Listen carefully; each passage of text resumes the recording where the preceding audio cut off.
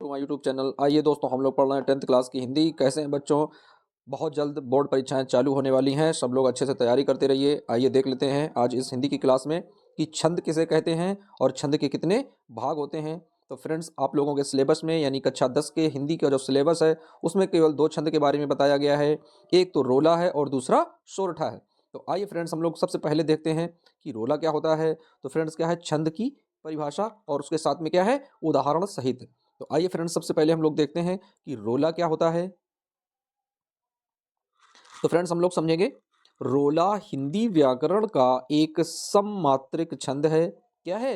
रोला हिंदी व्याकरण का एक सममात्रिक छंद है।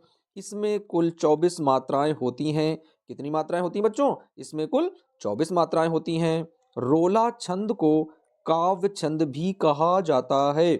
बहुत ही सरल परिभाषा है बच्चों, एक बार फिर मेरे साथ में आप लोग दोहराइएगा कि रोला हिंदी व्याकरण का एक सममात्रिक छंद है। इसमें कुल 24 मात्राएं होती हैं। रोला छंद को काव्य छंद भी कहा जाता है। तो अब आइए फ्रेंड्स, देख लेते हैं कि इसका एग्जाम्पल यानी इसका उदाहरण क्या दिया गया है। तो बच्चों, बहुत ही प्यारा उदाहरण है। क्या दिया गया है उदाहरण में? दिया गया है उठो उठो हे वीर। क्या है?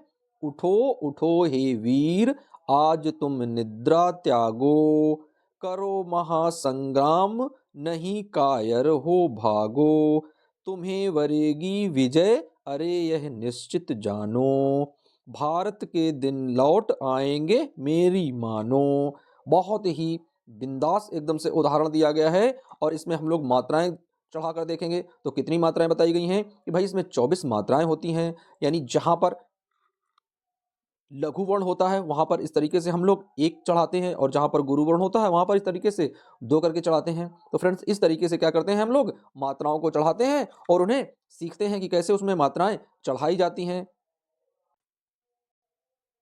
तो आइए फ्रेंड्स, किस तरीके से हम लोग देखते हैं उदाहरण एक बार फिर से पढ़ लेते हैं कि क्या दिया गया है।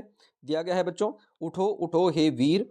अब देखो यहाँ पर किस तरीके से हम लोग मात्राओं को चढ़ाते हैं। जैसे यहाँ पर कहीं पर छोटा ऊ आ जाए या छोटी ई आ जाए या छोटा आ जाए तो वहां पर क्या होता है, हमेशा लघु वर्ण होता है। तो लघु वर्ण के लिए इस तरीके से चढ़ाते हैं लघु वर्ण। अब यहाँ पर देख रहे हैं कि जहां पर देर तक यानी लघु स्वर और ह्रस्व स्वर जो होते हैं, यानी जहां पर छोटी आवाज हो वहां पर एक चढ़ाते हैं, जहां पर देर तक आवाज निकले, जैसे यहां पर लिखा है उठो, तो यहां पर चढ़ जाएगा गुरु वर्ण। इस तरीके से होता है, यानी उठो उठो, क्या है, उठो उठो हे वीर, ऐसे यहां पर चढ़ाते हैं वीर, ये गुरु हो गया और यहां पर ये लघु हो गया इस तरीके से। तो फ्रेंड्स, इस तरीके से हम लोग क्या कराते हैं, इन मात्राओं को चढ़ाते हैं। यानी उठो उठो हे, यहां पर भी गुरुवर्ण होगा, इस तरीके से चढ़ाएंगे। आइए फिर से एक बार समझ लेते हैं किस तरीके से चढ़ाते हैं। जैसे यहाँ पर लिखा है उठो, तो यहाँ पर छोटा ऊ निकल रहा है, यानी यहाँ पर लघु वर्ण चढ़ाएंगे और यहाँ पर गुरुवर्ण चढ़ा देंगे ऐसे। फिर यहाँ पर इसी तरीके से चढ़ाएंगे।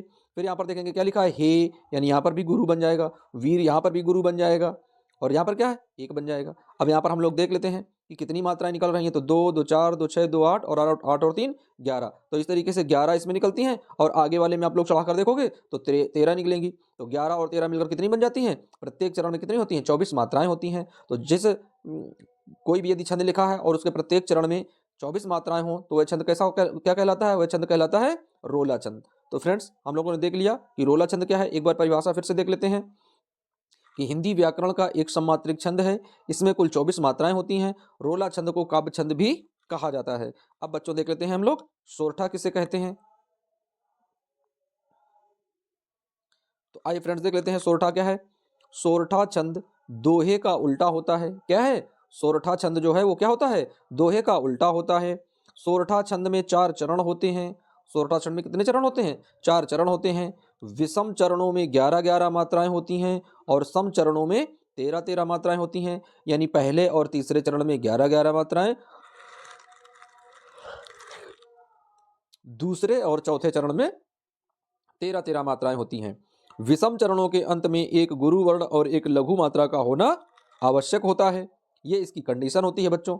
अब आइए देख लेते हैं इसका एग्जाम्पल कि इसका उदाहरण क्या दिया गया है। एक बार सोरठा की परिभाषा और देख लेते हैं। सोरठा छंद दोहे का उल्टा होता है। सोरठा छंद में 4 चरण होते हैं। विषम चरणों में 11-11 मात्राएं और सम चरणों में 13-13 मात्राएं होती हैं। विषम चरणों के अंत में एक गुरु और एक लघु मात्रा का होना जरूरी होता है। अब आइए फ्रेंड्स देख लेते हैं इसका एग्जाम्पल। तो बच्चों इसका एग्जाम्पल जो दिया गया है जो सुमिरत सिद्ध होई। क्या है? जो सुमिरत सिद्धि होई गणनायक कविवर बदन। क्या है? गणनायक कविवर बदन। तो ये इसका एग्जाम्पल है। बहुत ही आसान सा एग्जाम्पल है। आप लोग बस 1 या 2 बार इसको पढ़ लें और आप लोगों को ये याद हो जाएगा। बिल्कुल सरल सी परिभाषा है कि जो सुमिरत सिद्ध होई गणनायक कविवर बदन। तो ये जो परिभाषा थी किसकी थी? सोरठा। ये जो उदाहरण है किसका था? सोरठा छंद का। तो बच्चों इस तरीके से आज हम लोगों ने क्या पढ़ा है? रोला कवर किया है और सोरठा कवर किया है। तो बच्चों आप लोगों को बता दें कि आप लोगों के हाई स्कूल के सिलेबस में केवल यही 2 छंद दिए गए हैं और यदि ऑब्जेक्टिव में आते हैं क्वेश्चन तो ये मान लो कि इनके एग्जाम्पल पूछे जा सकते हैं और यदि लिखने के लिए आएंगे तो फिर इनकी परिभाषा और उदाहरण सहित लिखने के लिए आएंगे। ज़्यादातर ये क्वेश्चन जो है ये आप लोगों को ऑब्जेक्टिव क्वेश्चन यानी जो 20 OMR शीट में भरने होते हैं उन्हीं में से ये क्वेश्चन पूछे जाएंगे। तो सभी बच्चों को एक बार ढेर सारी गणतंत्र दिवस की शुभकामनाएं और मिलते हैं बच्चों फिर किसी नेक्स्ट नए वीडियो के साथ में। जब तक के लिए जय